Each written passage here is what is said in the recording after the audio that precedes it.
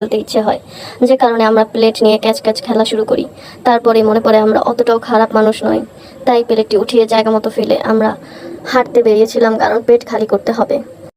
এরপর আমাদের দেখা হয় হাসি খুশি দুটি লাভ বার্ডের সাথে।